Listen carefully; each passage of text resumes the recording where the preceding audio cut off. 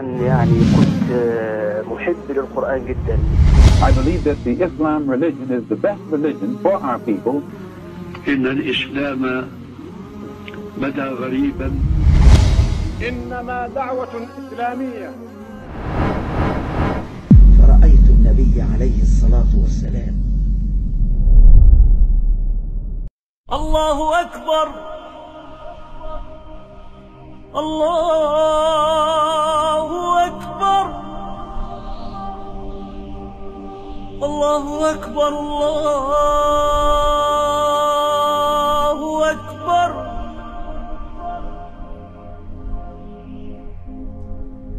أشهد أن لا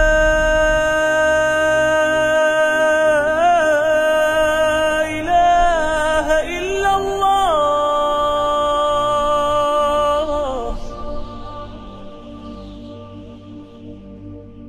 أشهد أن لا.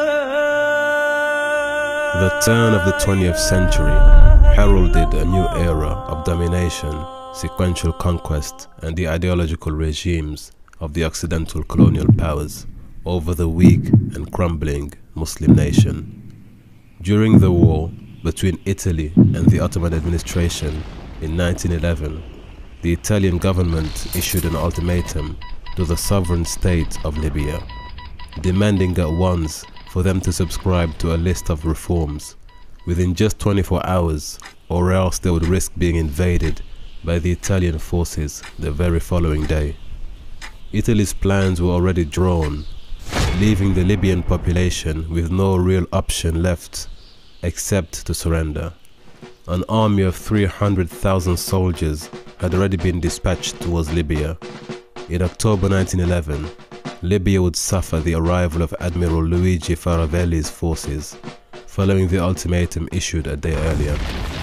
With the subsequent withdrawal of the Ottoman soldiers from the region, there remained no organized troops or governors to defend the honor and reclaim the rights of the Libyan people.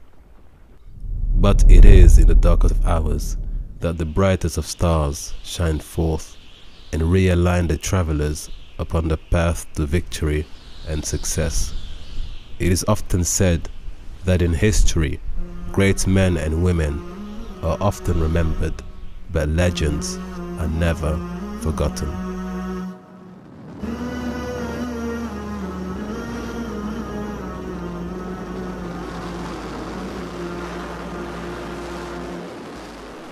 There lies a trace of great beginnings from within the small village of Zawiyat Zanzur.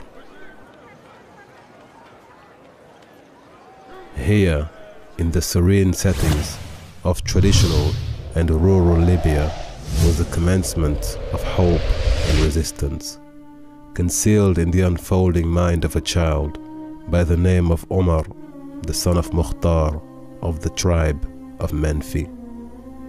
Though the exact date is disputed, it is agreed that he was born around the year 1862.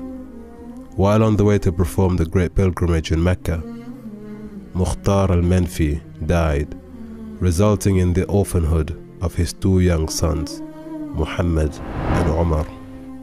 An orphan, like so many men and women of stature and greatness in history, the young child was adopted by a sheikh to whom his father had entrusted him before setting off on his final journey.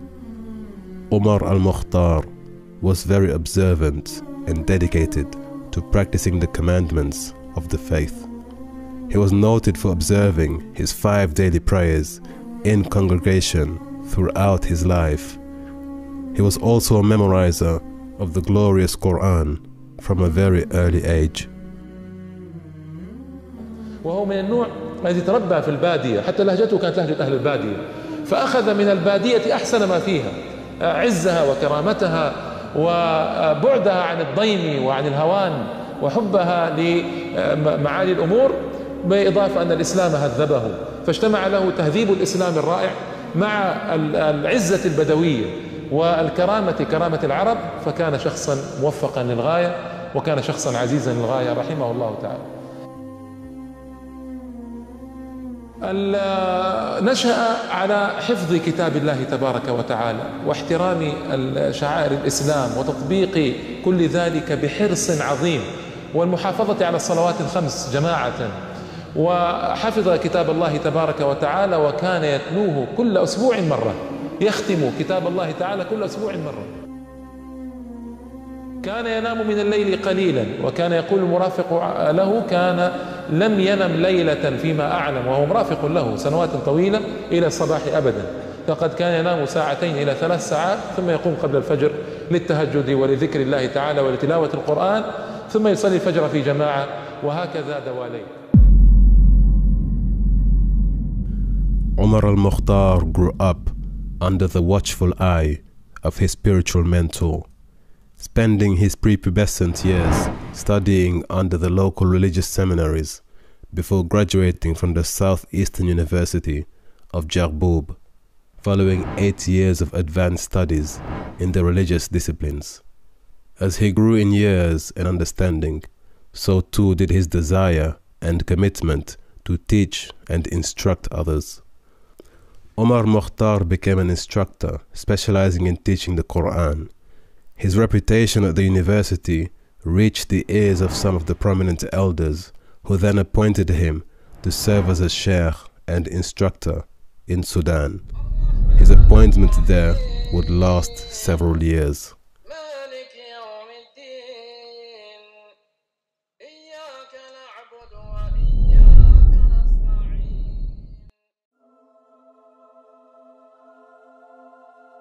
Committed to the education and enlightenment of his people, be they in Libya or in Sudan, the wise and profound teachings of Sheikh Umar al-Mukhtar enveloped both the inward realms of spiritual ascent and the outward realities resulting from war and transgression by the Italian forces. His first military engagement was in Chad, where he participated in battle against the French colonial powers in the region of Wadai. His courage and valor drew much attention and admiration from the senior fighters on the battlefield, and it was once said by Muhammad al-Mahdi, one of the leading shuyukh of the Sanusi Brotherhood, that all the Muslims needed were 10 people like Umar al-Mukhtar for victory to be attained. This high compliment contributed to Umar al-Mukhtar's appointment to the post of Sheikh in the region of Jabal al-Akhdara, a green and mountainous region buried deep within the Libyan hinterland. The tribes and people of that region were notorious for their unruly behavior, stubborn ignorance, and especially characterized by their weak adherence to religion. However, the wise and kind mannerisms and leadership of Umar al-Mukhtar were sufficient incentive to tame and cultivate virtuous traits and characteristics in this most disorderly bunch. Such was the success and accomplishment of the Sheikh that the Ottoman administration sent words of compliments and appreciation to Umar al-Mukhtar in acknowledgement of his pastoral activities.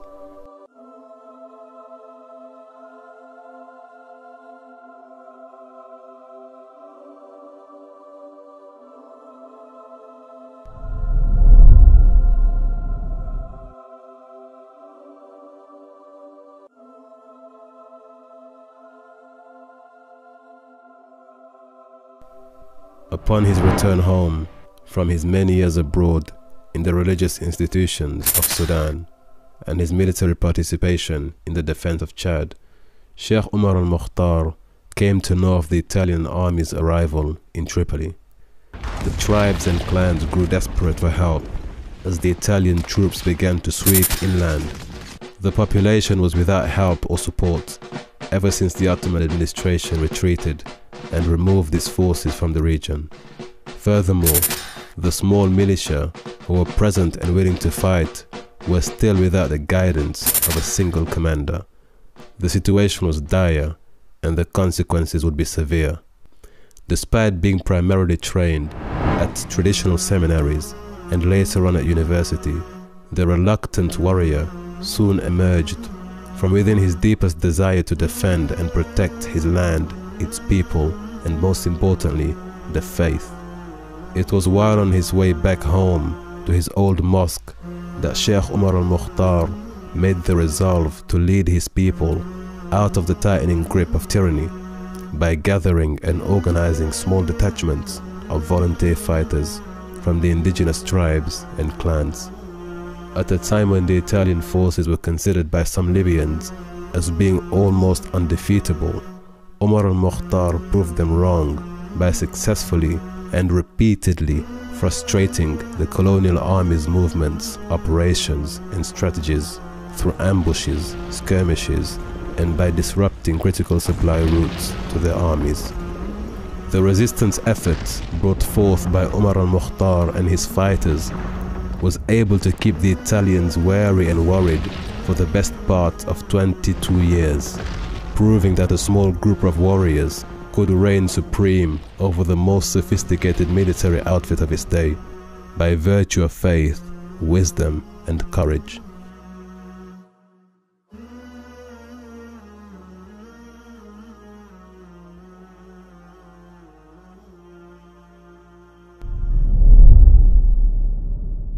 قال الذين يظنون أنهم ملاقو الله كم من فئة قليلة غلبت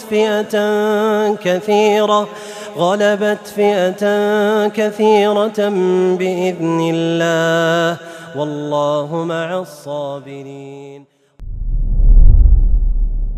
As the heavy burden of defeat and humiliation began to weigh heavy upon the Italian administrators in Libya, at the hands of no more than 2,000 volunteer fighters under the capable leadership and command of a teacher by training, the Italians resolved to draw up and agree a peace treaty with Sheikh Umar al-Mukhtar. However, these agreements were not in good faith, and as a result, all the terms were dissolved and the contract was cancelled between the two camps shortly thereafter. Umar al-Mukhtar subsequently returned to his defense strategy by recruiting even more fighters and unifying the ranks among the several other factions in preparation of a decisive confrontation with the Italian general Rodolfo Graziani. The year was 1930.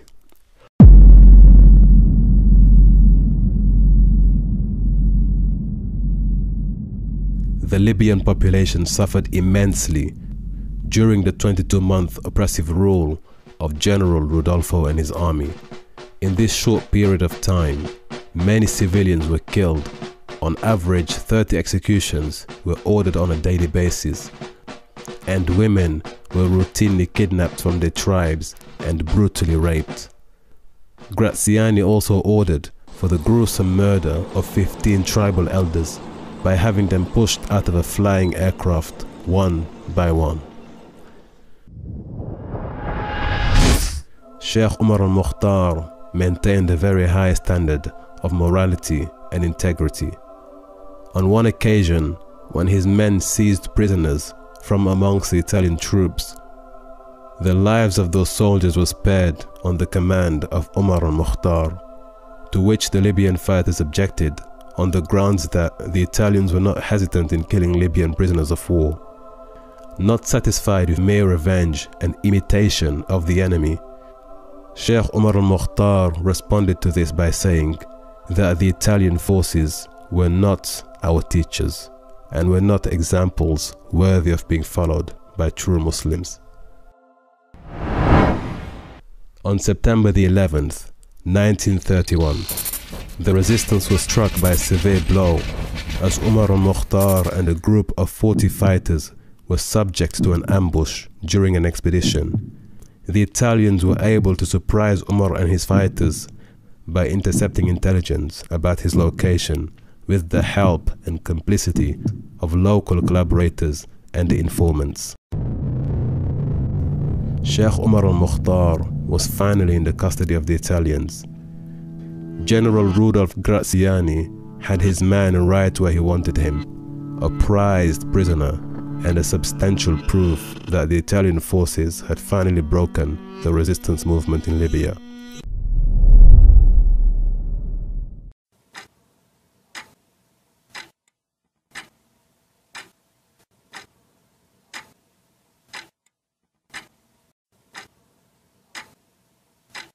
And as the final hour drew closer, in this, the last chapter of Umar al-Mukhtar's outstanding life, courage and dignity were in no short supply.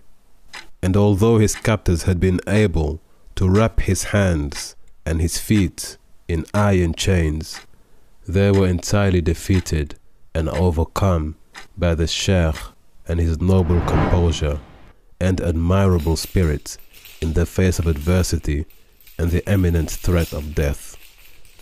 He was tried and convicted over the period of 3 days, following which the death penalty was pronounced in court. At last, after more than 20 years of struggle and resistance in the name of faith and in the spirit of his people, after over 1,000 battles, confrontations, and skirmishes against an adversary whose army numbered more than 1/3 against a small militia of less than 2,000 faithful believers, finally, the hour had arrived. And there stood Sheikh Umar al-Mukhtar as the oppressor asked him whether he would like to impart any final words following the decisive verdict from the court. Sheikh Umar al-Mukhtar recited the following verse from the glorious Quran.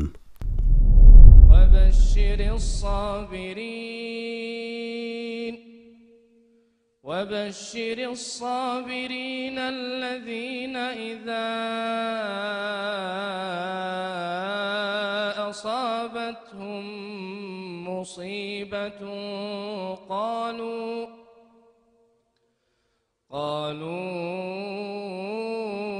إنا لله وإنا إليه راجعون.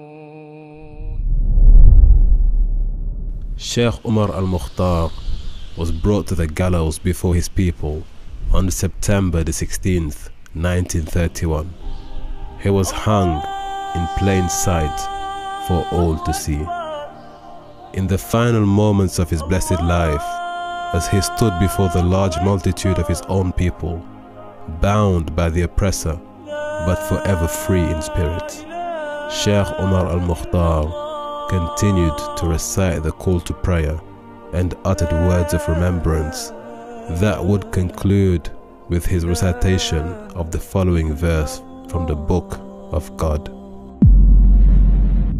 يا أيتها النفس المطمئنة ارجعي إلى ربك راضية مرضية فادخلي في عبادي وادخلي جنتي. وعاش لإسلامه ولدينه ولم يعش لنفسه، وتوفي شهيدا في سبيل الله تعالى، نحسبه كذلك والله حسيبه. رجل عملاق صبر طويلا وجاهد كثيرا وقارع أعداء الله تعالى مقارعة الأبطال العظام، كما ينبغي أن يكون المسلم عزة وكرامة ورفعة.